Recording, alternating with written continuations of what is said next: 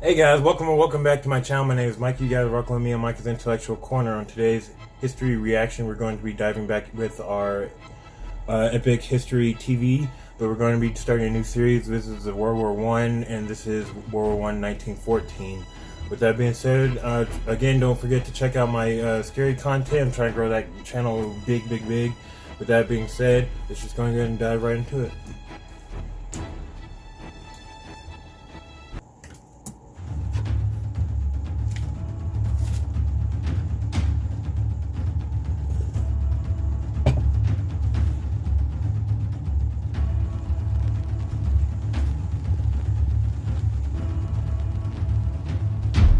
1914. The great powers of Europe are divided into two rival alliances: the Triple Entente, France, Britain, and Russia, united by fear and suspicion of Germany, Europe's new strongest power.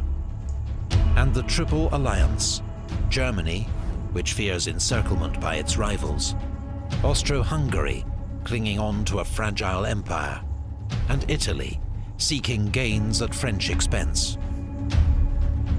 The spark comes on the 28th of June in the city of Sarajevo. Archduke Franz Ferdinand, heir to the Austro-Hungarian throne, is assassinated by a 19-year-old Slav nationalist named Gavrilo Princip.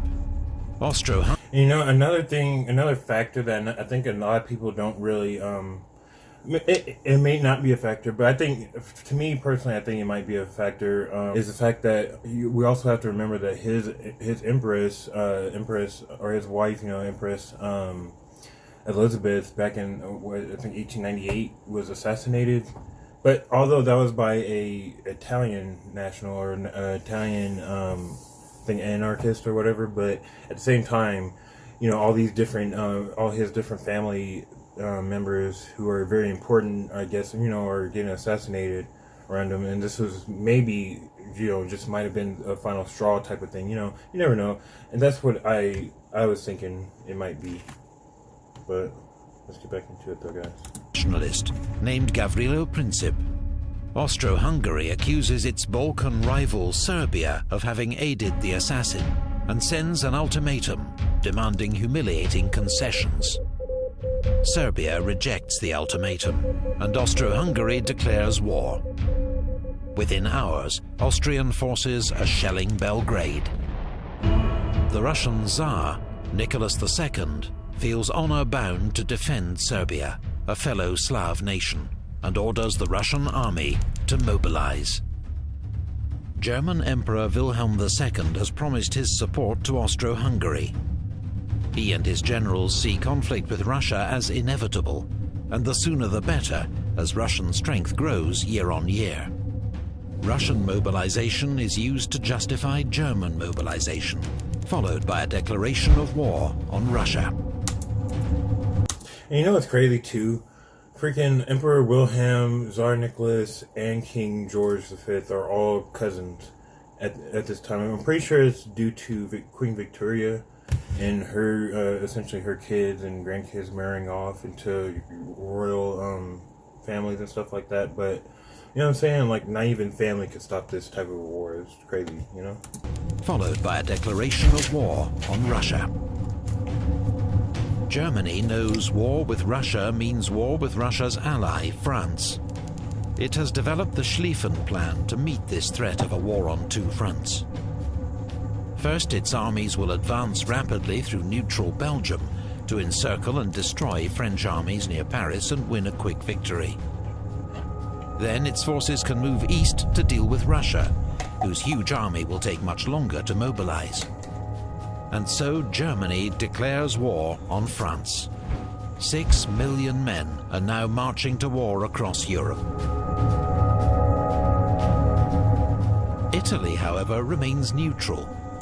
The terms of the Triple Alliance don't bind it to join an offensive war. The United States also declares its neutrality.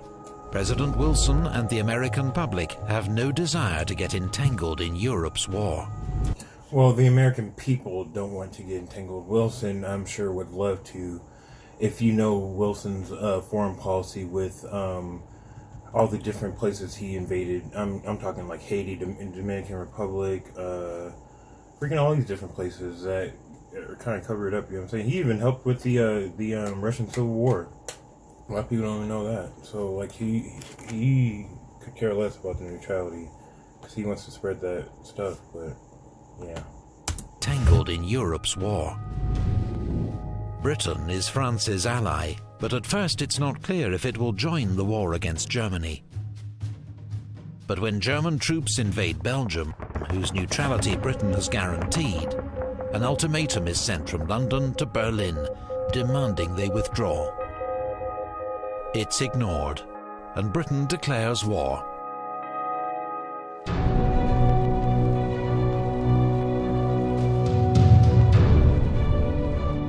A British expeditionary force lands in France, while the German invasion is held up for crucial days by Belgian resistance at the fortress city of Liège.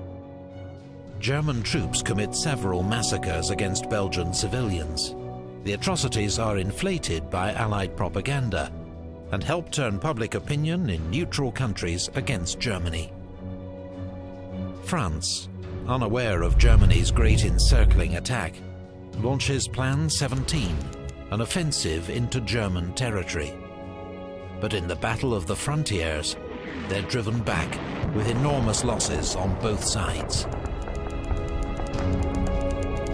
The British Expeditionary Force clashes with... You know what's crazy too? I'm thinking like if they didn't start this war in say like August, maybe it wouldn't have started off like as, probably not, because this is like a 4-year-long war, so I'm thinking like maybe if they didn't start in August, maybe there wouldn't be such horrible mud pits and stuff, but obviously we were talking years along the road and stuff though, but yeah, so let me just...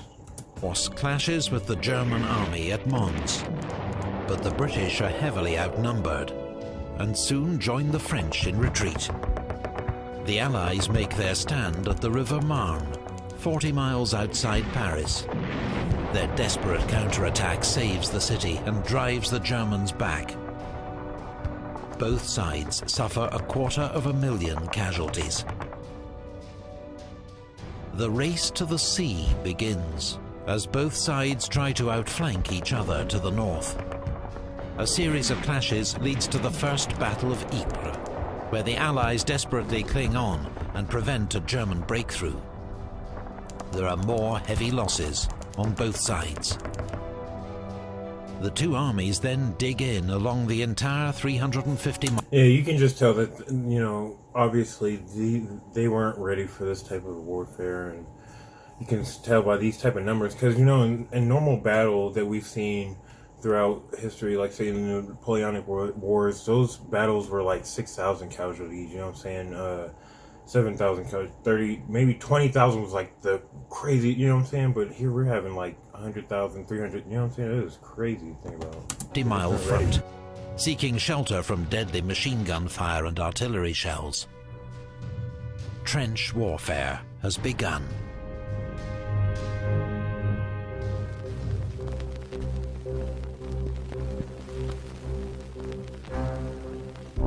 British warships win the first naval battle of the war at Heligoland Bight, sinking 3 German cruisers.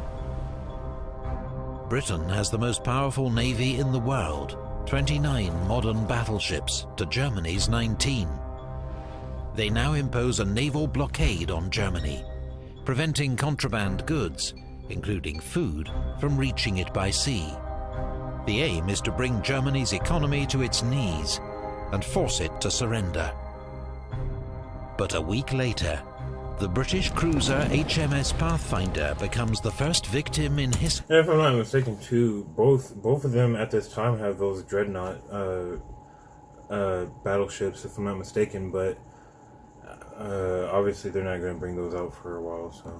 HMS Pathfinder becomes the first victim in history of a lethal new weapon, the submarine-launched torpedo. German submarines, or U-boats, have a surface range of 9,000 miles and can attack undetected from beneath the waves. They herald a deadly new challenge to Britain's command of the seas. That's definitely a good equalizer right there. And I don't know, that's definitely a good equalizer, obviously. Because now, and it's good too that to see that, you know what I'm saying, obviously we know that the first tank comes from Great Britain, but it's cool to see that, you know, the first U-boats and all that stuff came from Germany. You know, they had a good, like I said, a good equalizer for what they were doing. Of the seas.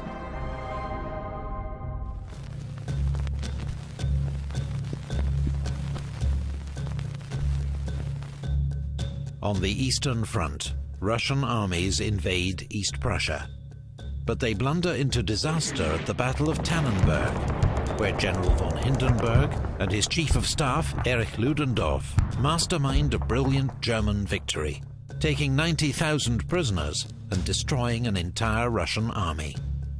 The Russians contribute to their own defeat by transmitting uncoded wireless messages. And that has to be, you know, a product of obviously Russia of the time, and the fact that, you know what I'm saying, at this point in history, they weren't as caught up as the rest of European powers technologically, I guess. Sound insane. Obviously, that's why we're about to see a revolution and stuff like that, but yeah. Wireless messages. A second massive German victory at Masurian Lakes forces the Russians into retreat. In just 6 weeks, the Russian army suffers nearly 1/3 casualties. Meanwhile, Austro-Hungary's invasion of Serbia suffers a humiliating reverse at the Battle of Tser. Austro-Hungary's offensive against Russia also ends in disaster and retreat, with the loss of more than 300,000 men. The fortress town of Przemysl is cut off and besieged by the Russians. The Germans are forced to come to the rescue, launching a diversionary attack towards Warsaw. It leads to weeks of brutal winter fighting around the Polish city of Łódź, but there is no clear winner. Meanwhile, the Turkish Ottoman Empire has joined the Central Powers, declaring war on its old enemy, Russia. Turkish warships bombard the Russian ports of Odessa and Sevastopol, while in the Caucasus, Russian troops cross the Turkish frontier. Yeah, well, as we all know, a lot of that was unwarranted anyway, because I think the Ottomans were broken up in two different sectors, or two different politic-wise, and they were both, one didn't want to go to war and the other one did, essentially, and that's what we were seeing. But yeah, troops cross the Turkish frontier.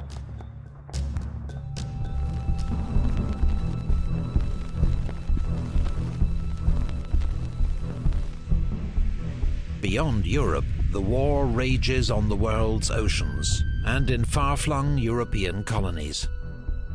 German troops cross into British East Africa, modern Kenya, and occupy Taveta, while Allied forces seize the German colony of Togoland, modern Togo. But British forces invading German Cameroon are defeated at Garoua and Nsangakong, while a 3,000-strong force attacking German Southwest Africa, modern Namibia, is captured at Sanfontaine.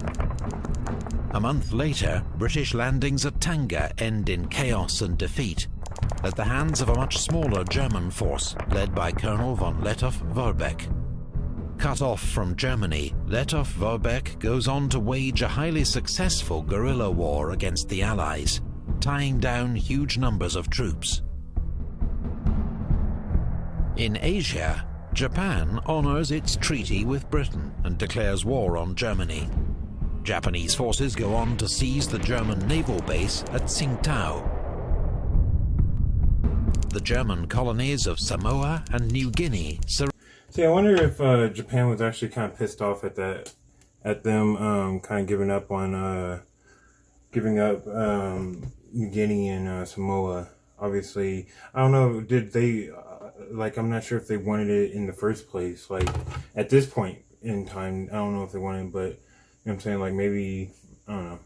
I'm sure they were kind of pissed off at themselves, down the line, though. Like, damn it, why didn't we grab that when we had a chance, and New Guinea surrender to troops from New Zealand and Australia.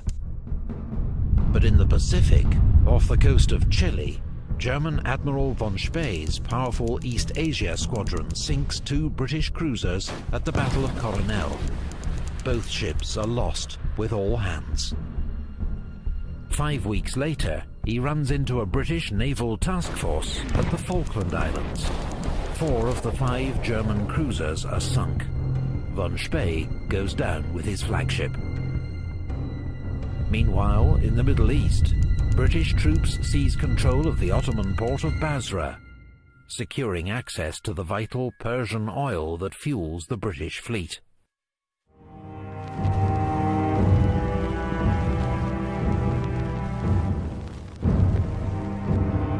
That winter, Austrian troops finally capture Belgrade. But the Serbs then counterattack and drive them back once more. Which is crazy to think because, obviously Serbia is such a smaller country. But, obviously that's just really telling of how Austria-Hungary's military at the time was faring, you know what I'm saying? Just, what can you say, But the Serbs then counterattack and drive them back once more. The fighting in Serbia has already cost around 200,000 casualties on each side. In the North Sea, German warships mount a hit-and-run raid against English coastal towns, shelling Hartlepool, Whitby and Scarborough, and killing more than 100 civilians. On the Western Front, the French launched their first major offensive against the German lines. But the First Battle of Champagne leads to small gains at a cost of 90,000 casualties. While in the Caucasus, an Ottoman offensive through the mountains in midwinter ends in disaster at Sarikamish. Turkish casualties total 60,000, many frozen to death. On the Western Front, that first Christmas is marked in some sectors by a short truce and games of football in no man's land, the killing zone between the trenches. Yeah, but even then, I'm pretty sure that would be the one and only time that would ever happen. Because after this, the death toll and the battling had just become way too bitter, to be ever have another truce like that for Christmas, The killing zone between the trenches. Alright guys, we'll go ahead and end it right there. So yeah, another great Epic TV History series. Don't forget to hit up my scary content, Don't Look Back. It's on my channel, in my channel's little under description or whatever. With that being said, I'll see you guys when I see you. I'm out. Peace!